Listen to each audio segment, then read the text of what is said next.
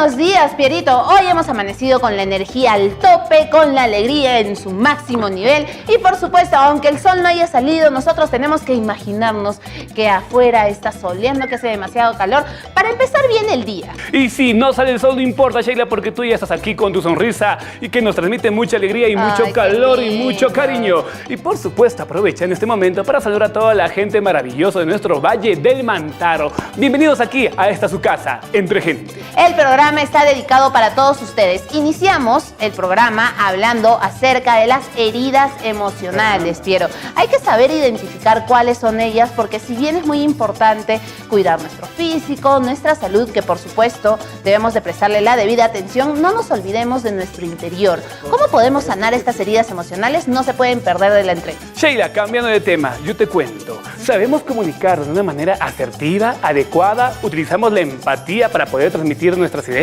nuestros sentimientos? ¿No? Cierto, Sheila. Todo esto vamos a desarrollar en nuestro segmento de Coach. Hoy también iniciamos con nuestro segmento de cocina. ¡Qué rico! ¡Ay, qué rico! ¡Delicioso! Los vamos a sorprender con una nueva receta. Y por supuesto, hablando de cocina y de comida, hoy tenemos la invitación especial, de nuestra nutricionista, quien nos va a hablar sobre comida saludable para poder vernos muy bien y por supuesto para balancear nuestra dieta de una manera adecuada. Uy, no me voy a perder de esta entrevista, Piero. Con todo esto y mucho más, comenzamos ya con Entre Gente.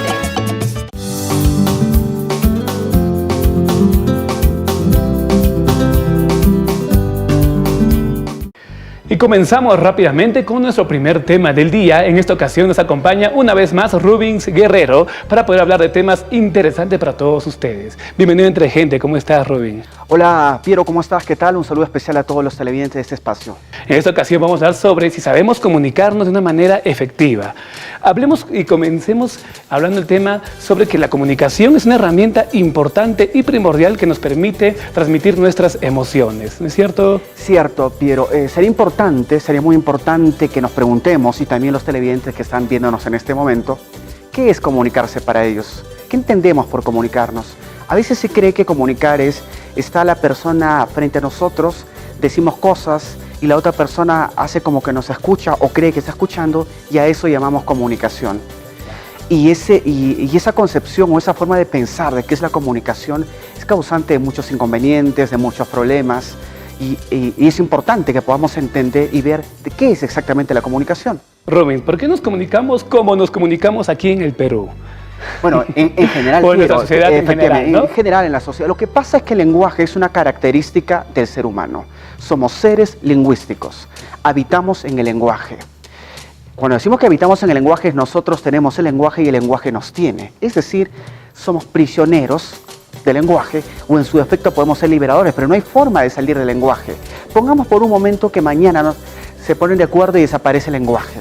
O sea, no hay forma de salir del lenguaje porque es en el lenguaje en que nosotros nos desenvolvemos, es en el lenguaje donde hacemos promesas, es en el lenguaje donde emitimos opiniones, es gracias al lenguaje que hacemos este tipo de distinciones para, por ejemplo, decir camisa, pantalón, cámara, televisor. O sea, el lenguaje juega un papel muy importante. Es más, una de las grandes preguntas que se han hecho a lo largo de la historia, diferentes investigadores sociales acerca de ¿en qué se diferencia el ser humano de otras especies?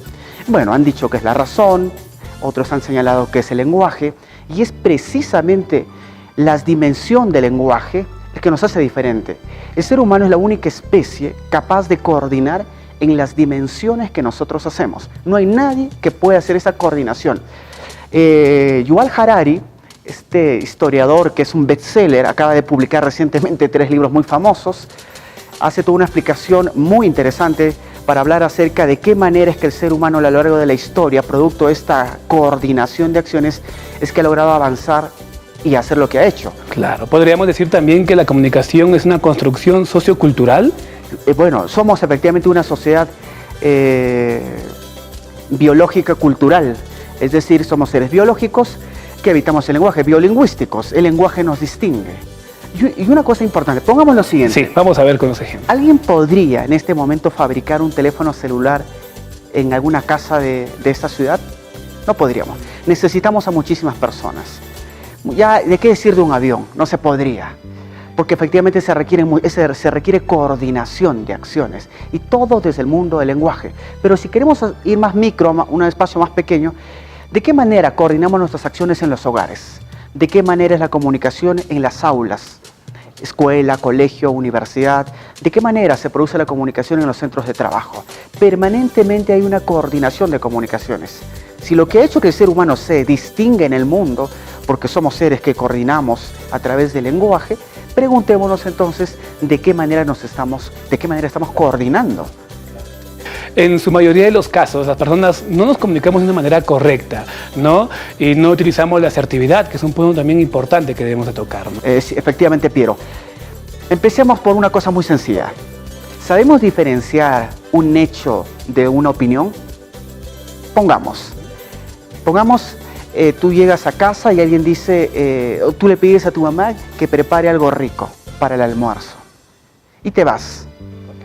Regresas a la hora del almuerzo, a tu mamá o a quien hayas dicho, ¿no?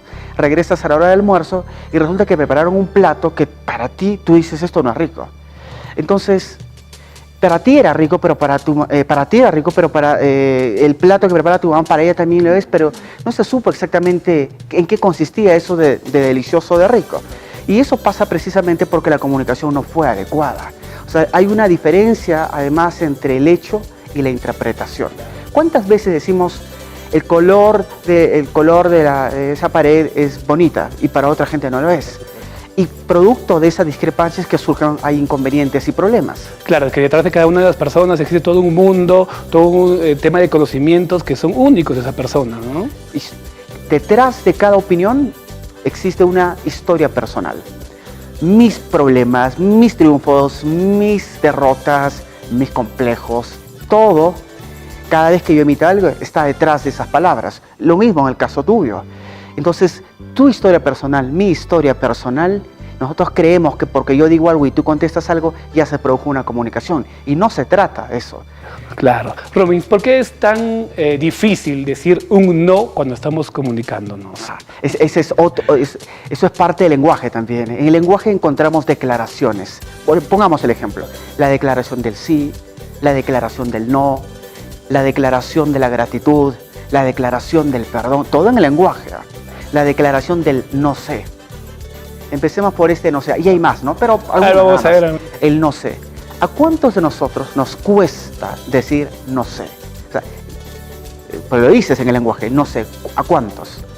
Y lo delicado de todo esto es qué consecuencias trae no poder decir no sé. Si yo siempre digo que sí sé, estoy cerrando todo tipo de posibilidad de aprendizaje. Porque ya dije, lo sé. Hemos aprendido a decir lo sé y tenemos que desaprender para comenzar a declarar y decir no sé cuando efectivamente no se sabe. Y no pasa nada. Por el contrario, se abre una puerta de posibilidades para poder aprender. Y eso necesita, por supuesto, práctica, ¿no?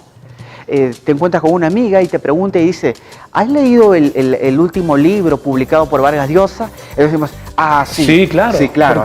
Sí, me encantó. Sí. Entonces, y si ya pasa a la segunda etapa y te dice, ¿puedes contarme el argumento principal o qué opinas de este personaje?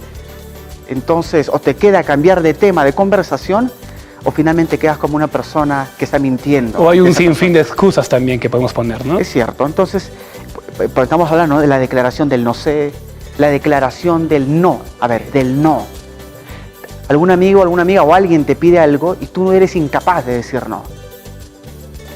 ¿Y qué consecuencias te trae el no poder decir no? Son muchísimas, pero detallemos solamente un par de ellas.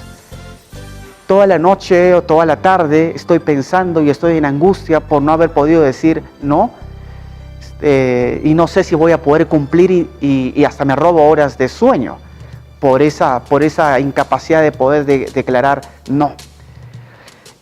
Imaginemos que efectivamente hago lo que se me pidió y no hago de la manera adecuada porque quizás no tenga yo las competencias o no esté capacitado para eso. Y finalmente, llegado el momento, automáticamente mi identidad se ve perjudicada o dañada porque presento un trabajo inadecuado, un trabajo no correcto, no a la altura de las expectativas, entre otras cosas más. Esas son consecuencias, estamos poniendo solo como muestra algunas cosas nada más, la incapacidad de no poder declarar y decir no. O en los aspectos sociales, que es muy comúnmente cuando uno va a una reunión familiar, quieres tomar, sírvete algo y tú no puedes decir no, ¿no? Y de repente, y también es detalle del hecho de que no sabemos escuchar también a la otra persona, ¿no? Sí, es cierto, Piero.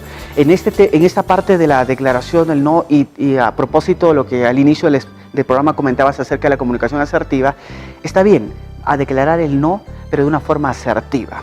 De una forma asertiva es no de manera agresiva, no de manera brusca y por supuesto no de una manera totalmente sumisa.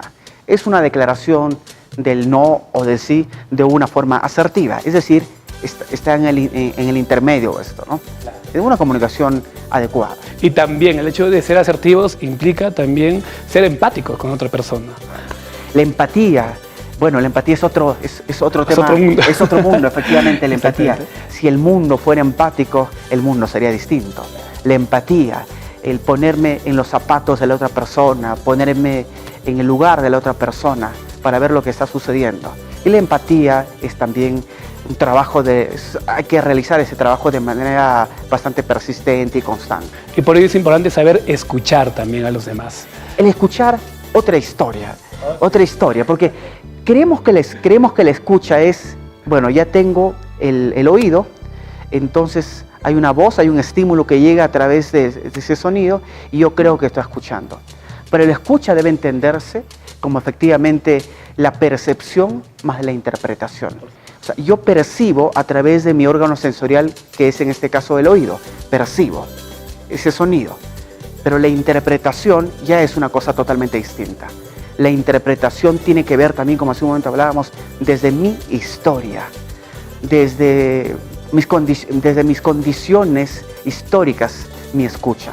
Entonces, cuando tú dices algo y tú supones que yo estoy escuchando, quizá yo no estoy escuchando como tú querías que yo te escuche, porque te escucho desde mis historias.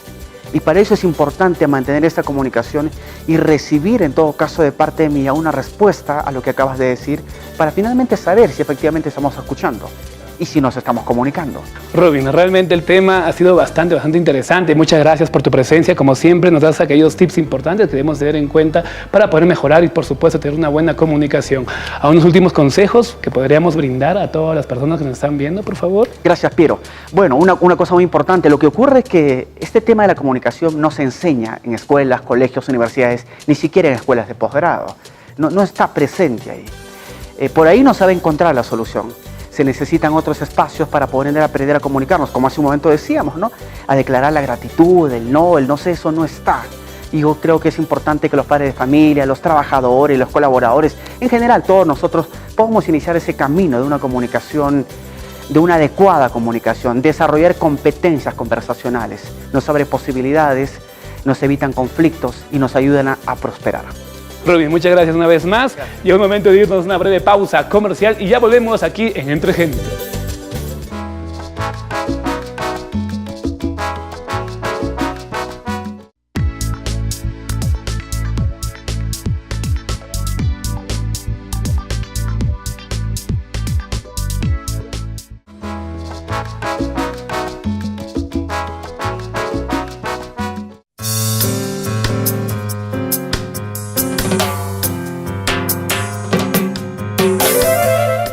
Estamos de retorno ya aquí en el programa y ahora vamos a entrar a nuestra secuencia de salud. En esta ocasión me acompaña la nutricionista Catherine Arroyo. Catherine, ¿cómo estás? Bienvenida Entre Gente. Muy buenos días, muchas gracias por la invitación y bueno, sí, el día de hoy para tocar un tema sumamente importante a nivel de la nutrición. Por supuesto, hoy vamos a hablar sobre alimentación saludable. Una pregunta frecuente que muchas personas se hacen: ¿qué debo de comer? ¿Qué debo de evitar? Y por supuesto, ¿cómo podemos luchar a nivel mundial contra la obesidad, que es la enfermedad del ciclo? Exactamente, en nuestra actualidad ya no solamente hablamos a nivel de lo que viene a ser la desnutrición, sino también estamos yendo ya por el otro lado, que viene a ser el sobrepeso, la obesidad, y pues justamente eso trae problemas de salud muy graves como consecuencia. ¿Por qué es importante recalcar y que toda nuestra población entienda lo importante que es alimentar de una manera correcta y balanceada? Es muy importante saber equilibrar y combinar los alimentos. cada grupo de alimento tiene diferente composición nutricional.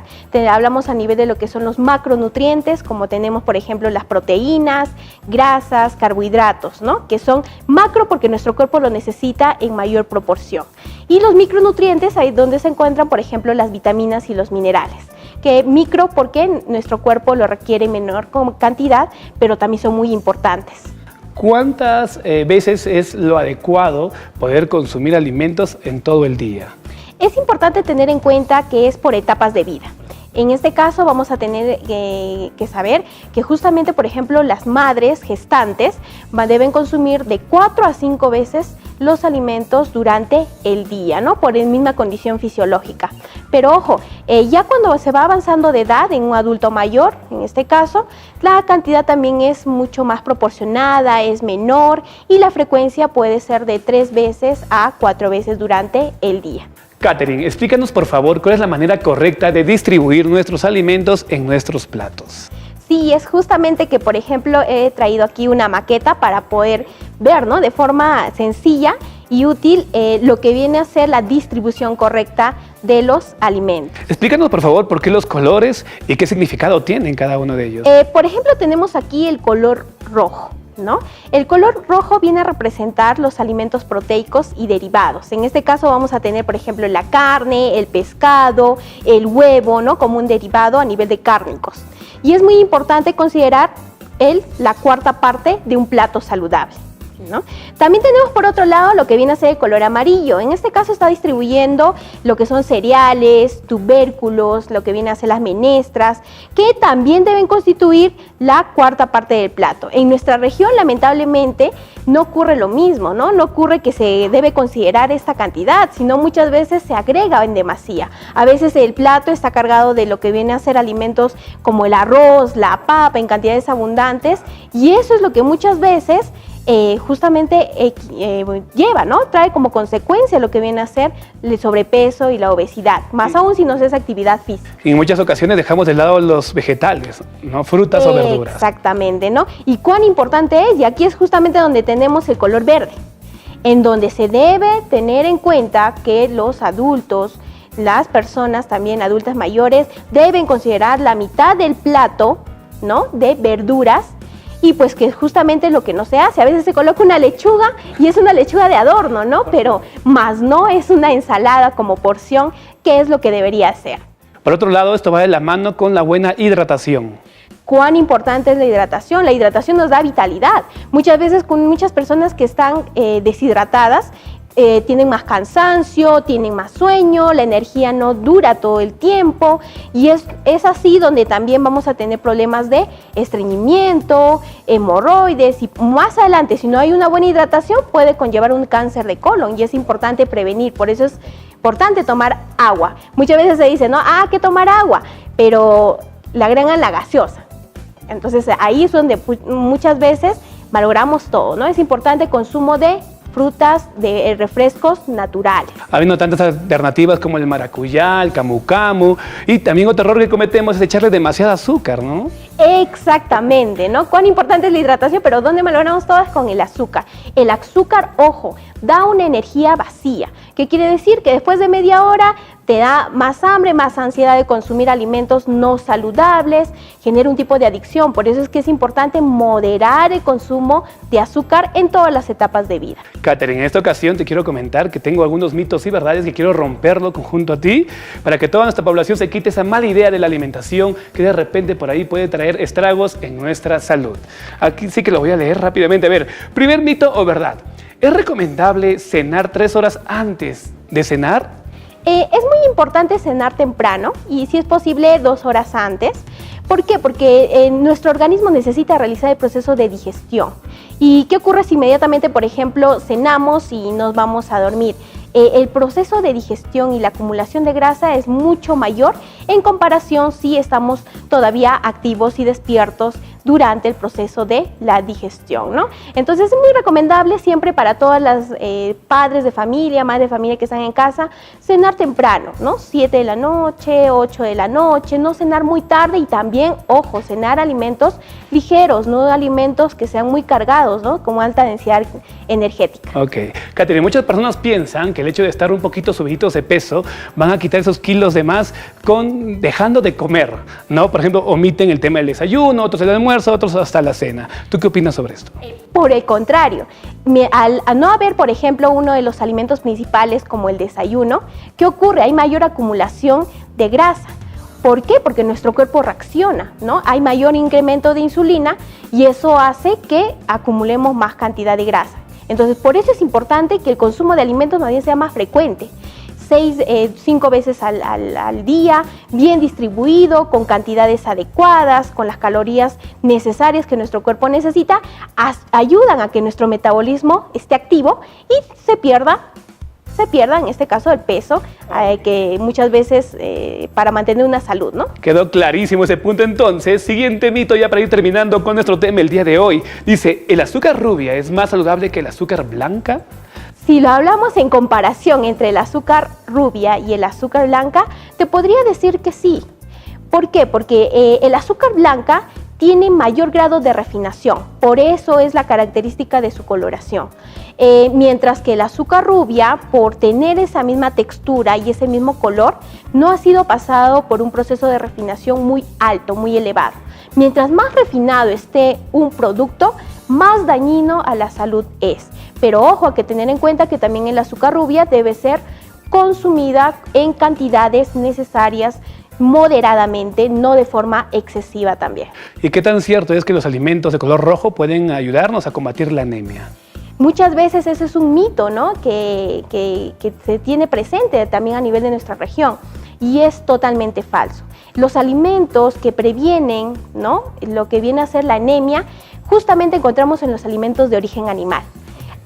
Alimentos como por ejemplo las vísceras, el vaso, la sangrecita, que es muy importante para prevenir la anemia, ya que tenemos ahora en nuestra actualidad como un problema de salud pública. Katherine, muchas gracias por toda la información que nos has podido brindar en esta entrevista. ¿A unos últimos consejos que deberíamos tener en cuenta?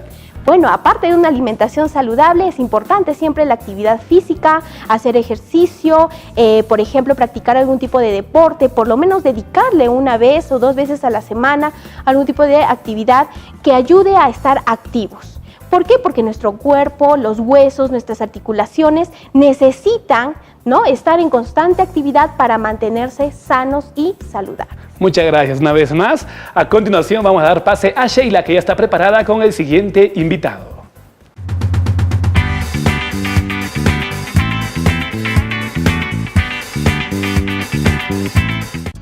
Gracias, Piero, por el pase. Ya me encuentro con el coach facilitador y también orientador vocacional Luis Enrique Delgado. ¿Qué tal? ¿Cómo estás? Bienvenido Entre Gente. Gracias.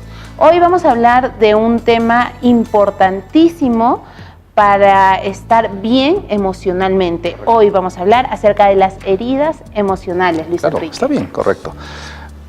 Para empezar, de repente papá y mamá no conocen qué es una herida emocional. Una herida emocional son circunstancias dolorosas que le ha pasado toda persona. Tenemos rechazo, humillación, abandono y sus respectivas máscaras. Y cómo estas son sutiles, son imperceptibles para la persona. Entonces, vamos a desarrollarla, ¿te parece?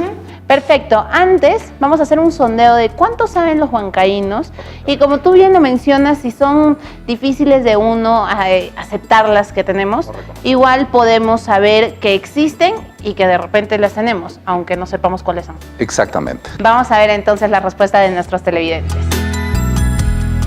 Dicen que hay que sanar para un mañana. Las heridas emocionales son de repente experiencias, palabras o actitudes de alguna otra persona en nuestro pasado que nos han podido hacer mucho daño.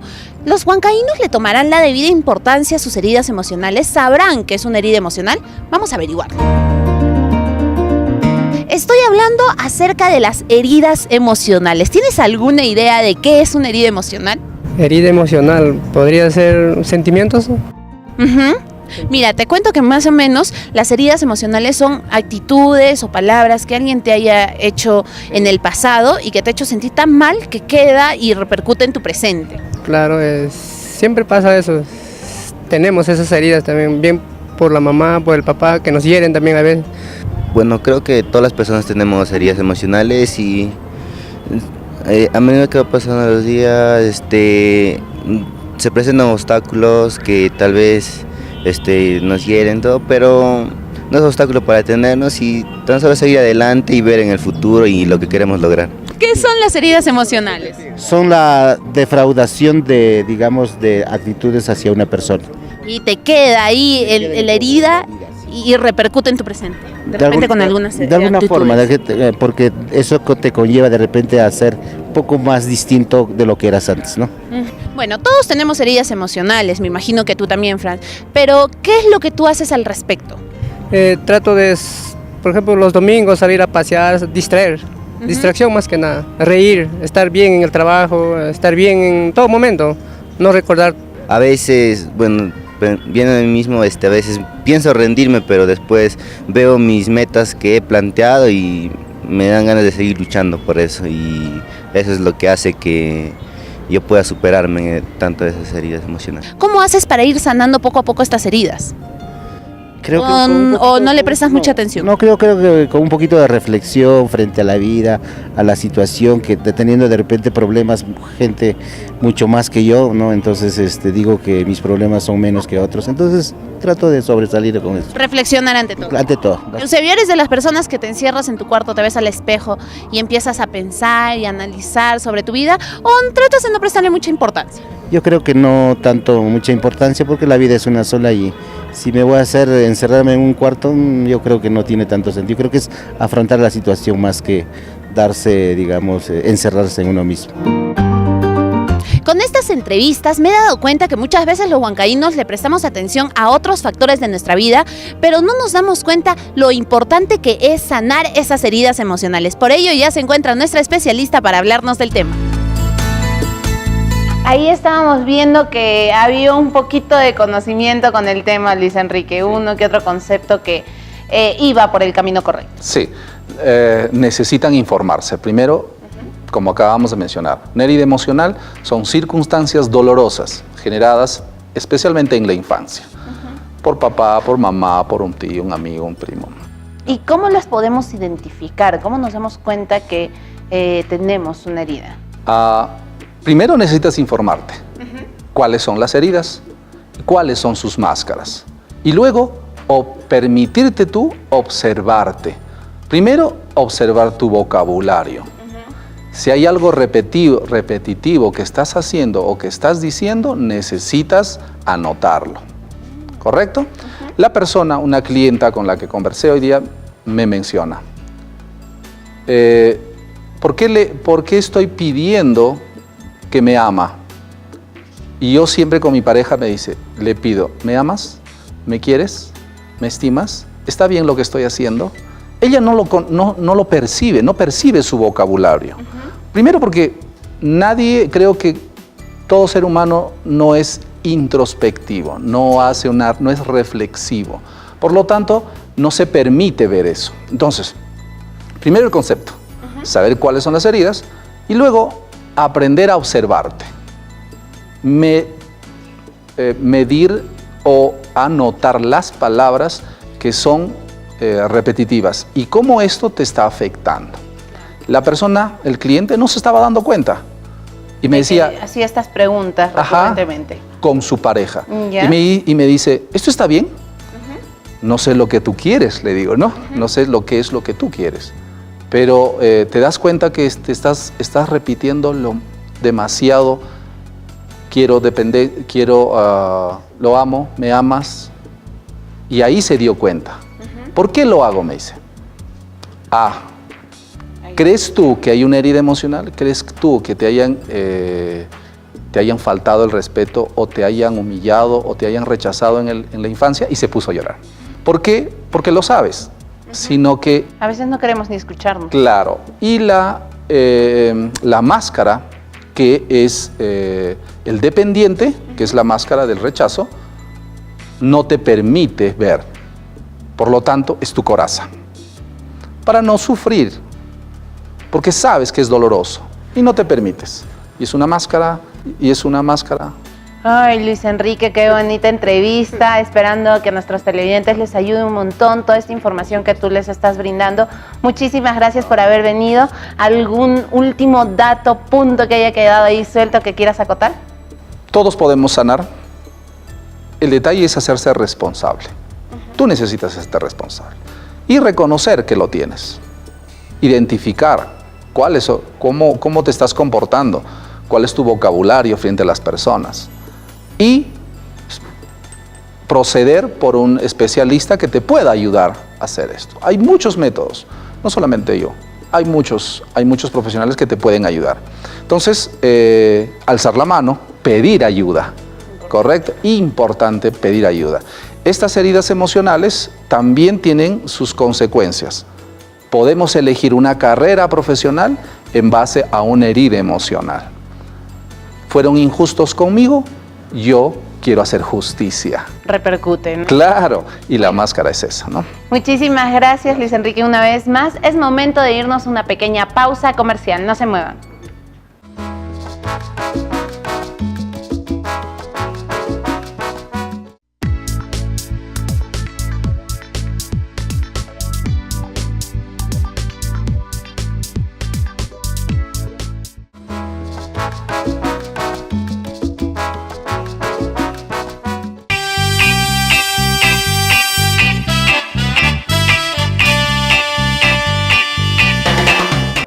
Estamos de regreso aquí en Entre Gente y nosotros siempre nos preocupamos porque ustedes cuiden su salud. Por ello vamos a hablar hoy acerca de la dentición mixta.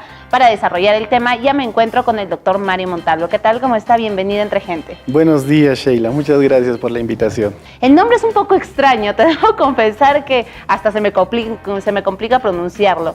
¿Qué es dentición mixta?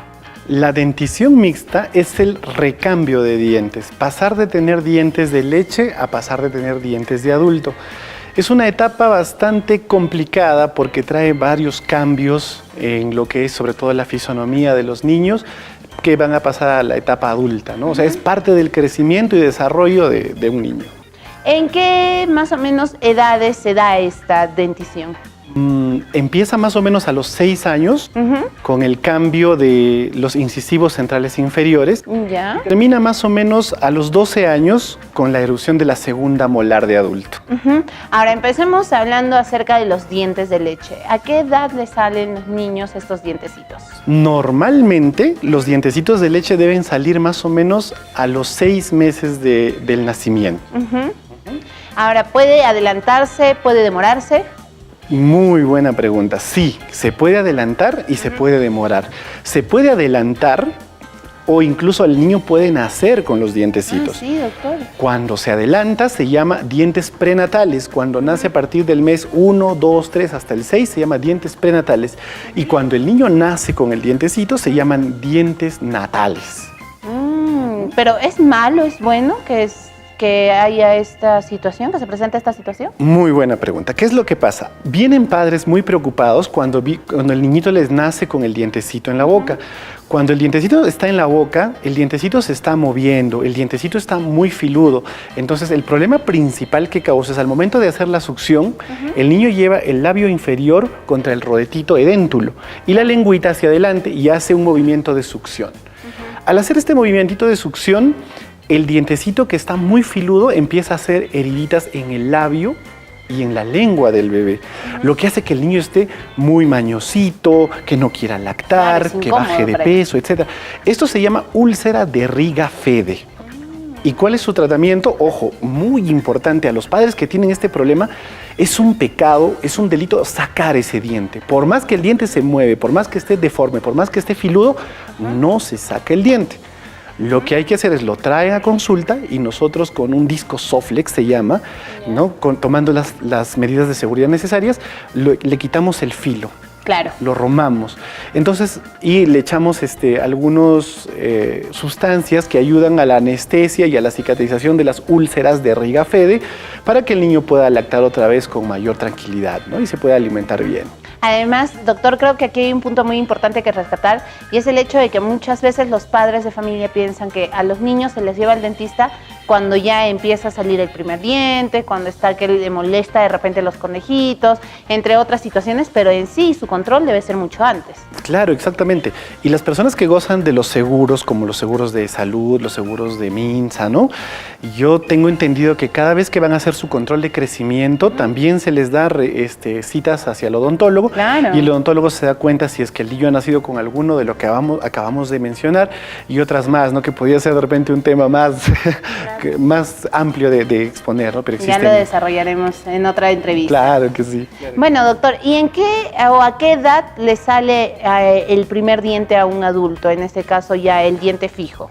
A los 6 años empieza, como te dije hace ratito, salen los dientecitos incisivos centrales inferiores y a su vez a la par salen las molares, las primeras molares de adulto.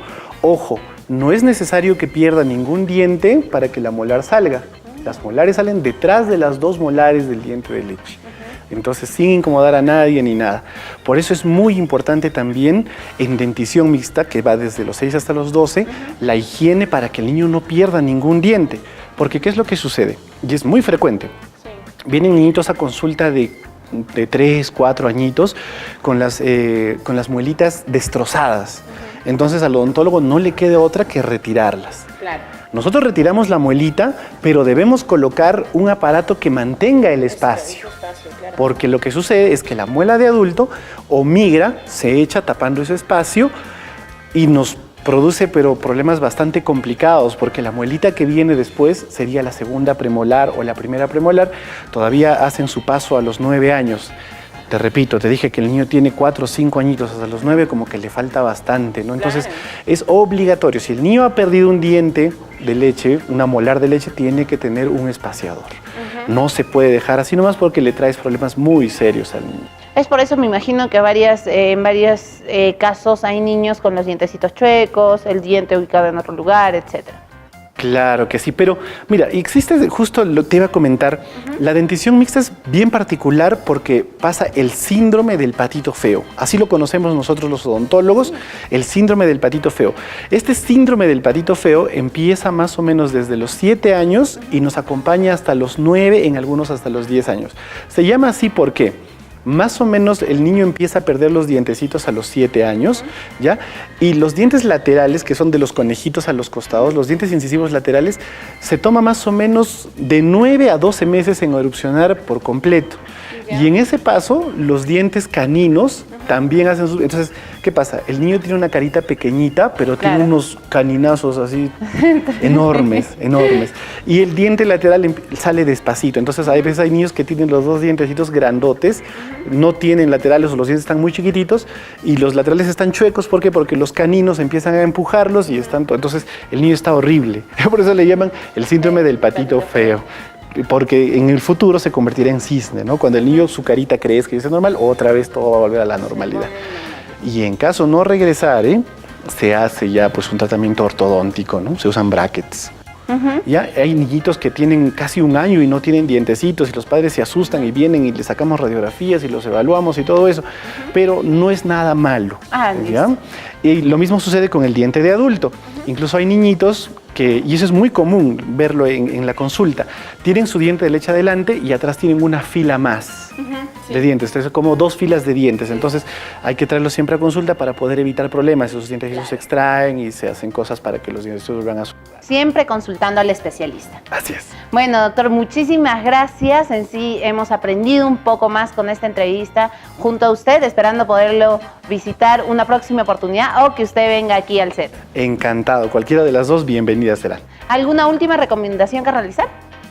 Las consultas a los niñitos deben ser mensuales, sobre todo en la etapa de dentición mixta, porque cuando pierdan los dientecitos es muy complicado solucionar ese problema. Es mejor prevenir antes que curar. Gracias, doctor, una vez más. Es momento de brindarle el pase a Piero.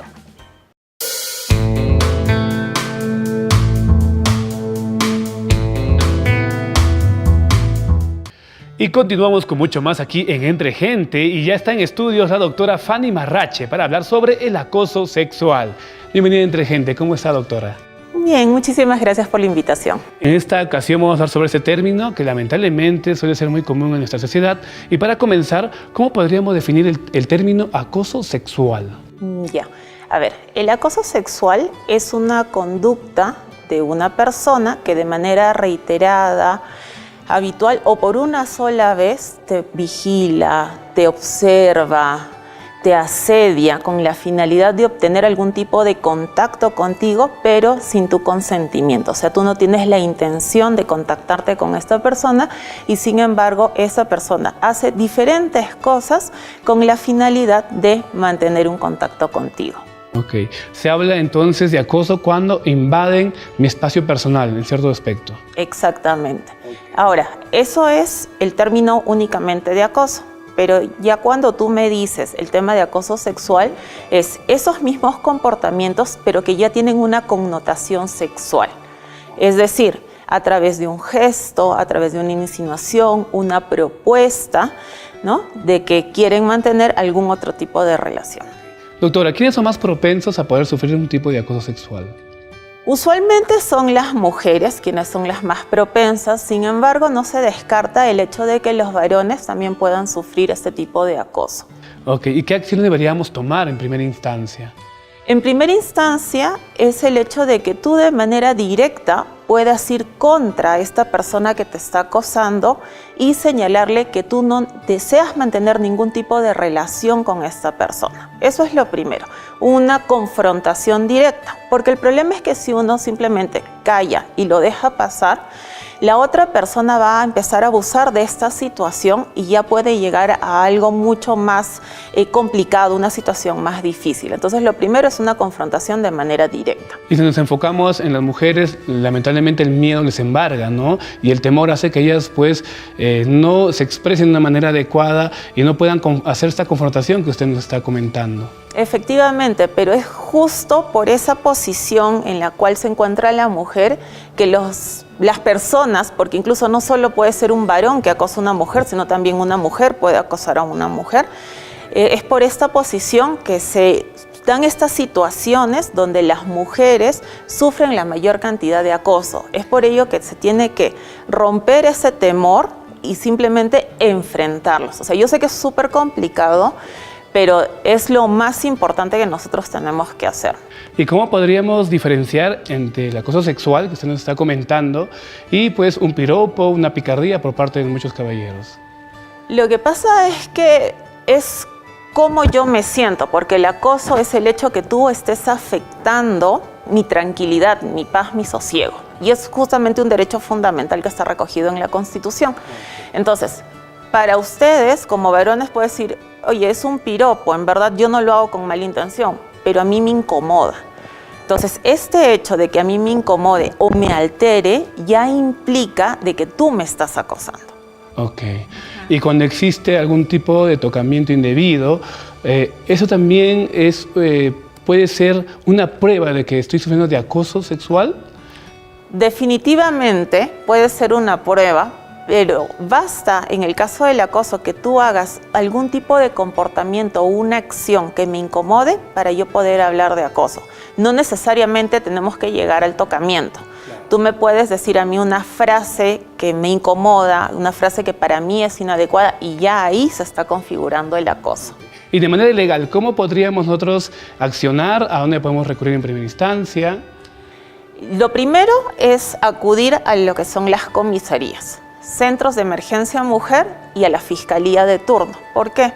Porque nosotros tenemos la posibilidad de denunciar ante estas tres instancias el acoso que nosotros estamos sufriendo. Pero ¿cuál es el inconveniente que se va a suscitar?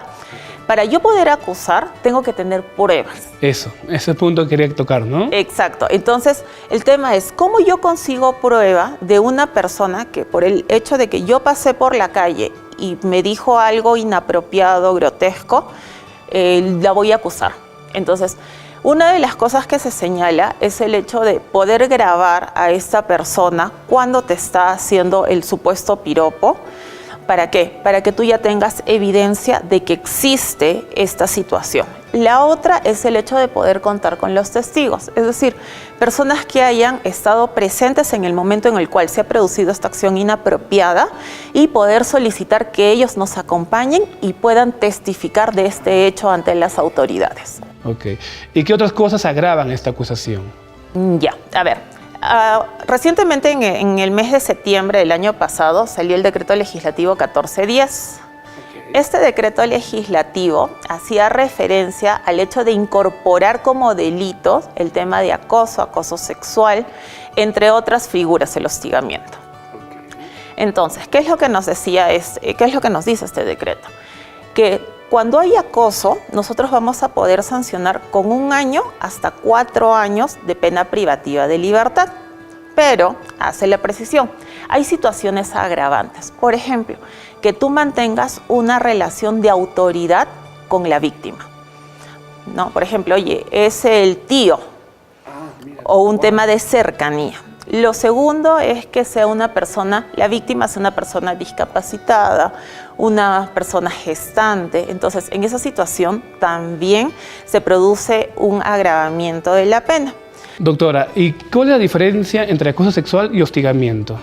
Ya, cuando hacemos referencia al acoso sexual es simplemente el comportamiento que tiene la persona para poder lograr un contacto conmigo. Pero en el caso del hostigamiento es, yo te ofrezco algo. Por ejemplo, te ofrezco, oye, te voy a tratar mejor, te voy a ascender, siempre y cuando tú cumplas con este favor sexual. O yo te voy a dar una ventaja económica, entonces el tema es que yo te voy tratando de persuadir a cambio de favores sexuales hacia mi persona. ¿Y en este caso te ves un agravante en tema de penalidad? Sí se ha hecho una precisión, por ejemplo, en el caso del acoso sexual, ¿no? Ahí la pena es mucho más grave, a diferencia del acoso simple. En el acoso simple, como te comenté, era de 1 a 4. En el acoso sexual tenemos de 3 a 5. Y con agravante, con el que hacíamos referencia hace un momento, vamos a tener de 4 a 8 años. Entonces, de todas maneras, el hecho de tener una connotación sexual ya va a agravar mucho más la pena. Ok. Si podríamos hablar de casos más comunes o recurrentes aquí en nuestra ciudad de Huancayo, ¿cuáles serían? El más común es el acoso callejero. Es más, salió una encuesta donde se hacía mención al hecho de que 1 de cada 2 mujeres han sufrido acoso callejero. Wow, qué lamentable, ¿no? Pero qué bueno que usted nos dé toda la información adecuada para que las personas puedan accionar de una manera correcta ante un acoso. Muchas gracias, doctora, una vez más. ¿Algo más que agregar ante esta entrevista? ¿Un consejo quizás? Sí, a todas las personas que no tengan miedo de poder denunciar este tipo de situaciones. ¿Por qué? Porque nos van a ayudar a frenar a estas personas y a lograr el respeto hacia la mujer, que es lo más importante. Ok, muchas gracias una vez más y continuamos con mucho más aquí en Entre Gente.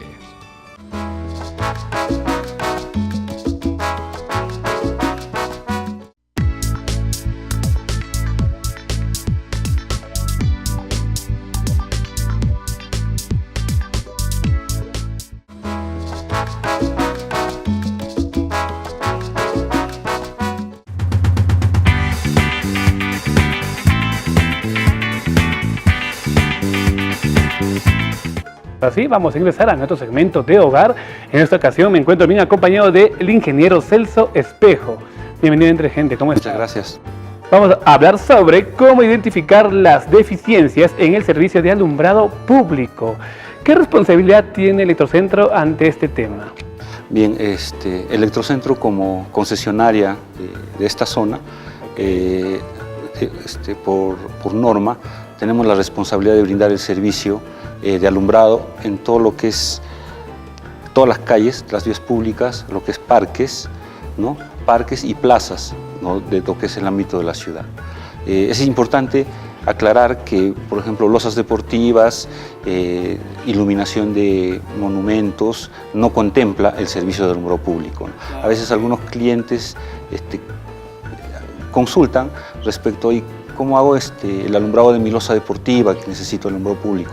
Entonces le comunicamos que el alumbrado de losa deportiva es un tema más particular que no es de responsabilidad de Electrocel. En el tema de los parques... Sí, todo lo que es plazas, parques, sí, estamos obligados a brindar el servicio de alumbrado público, ¿no? Ok, cuando hablamos de estadios, como el Estadio Huancayo... Eso ya no contempla. Tampoco. Entonces, si hablamos de alumbrado público, ya no está... Ok, contempla básicamente todo lo que son calles, avenidas, vías, jirones y pasajes. Ajá, y plazas y también parques, ¿no? De parques públicos. Quedó claro entonces ese punto. Muchos usuarios tienen muchas preguntas y de repente no saben cómo resolver estas incógnitas. Hoy quisiera transmitirte esas preguntas y la primera sería, ¿qué hago si yo en mi cuadra veo que existe poca luz a diferencias de otras cuadras donde existen más postes de iluminación? Bueno, en ese caso la norma de alumbrado del país establece ciertos criterios para brindar el servicio de alumbrado público.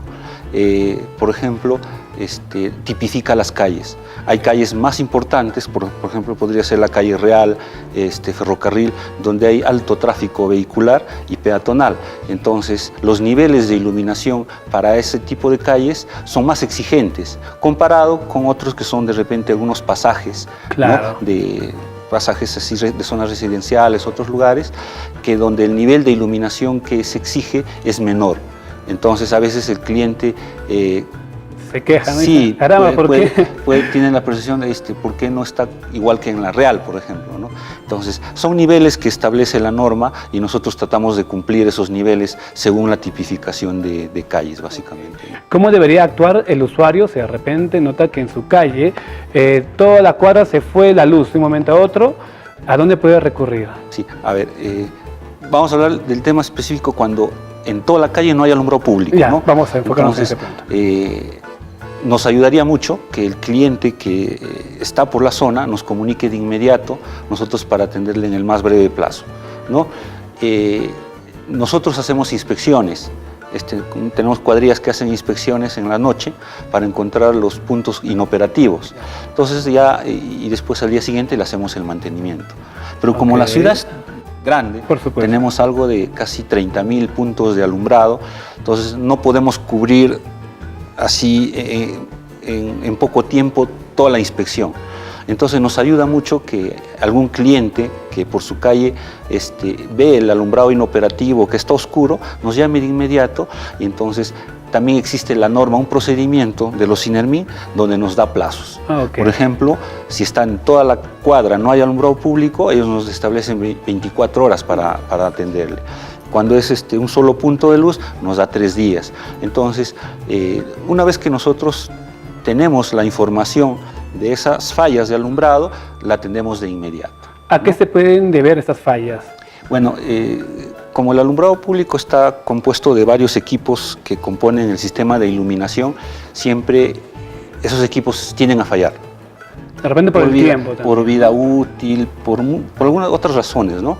Entonces, siempre están expuestos a fallas, entonces siempre hay una tasa de fallas. Entonces, va a existir siempre las fallas, pero nuestra responsabilidad es tratar de atenderlo y dejarlo operativo en el menor tiempo posible, ¿no? Muchas personas miran en su recibo de luz que existe un pago que se hace por alumbrado público, ¿no? Y ellos sienten que deben de exigir que en su cuadra exista alumbrado pertinente.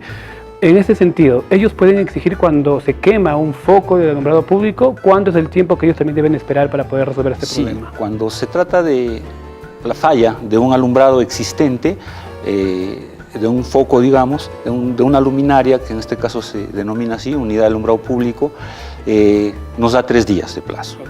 Ahora, cuando no existe alumbrado público en una calle que ya está bien definida, habilitada, correctamente, existe ya tránsito peatonal por lo menos, nosotros también que nos comuniquen a través de una solicitud indicando la calle, nosotros vamos a evaluar y también programamos, obviamente como ya va a requerir postes y luminarias, nosotros ya programamos en un tiempo para instalar todo el alumbrado que necesita en esa calle. Pero qué bueno lo que usted nos comenta.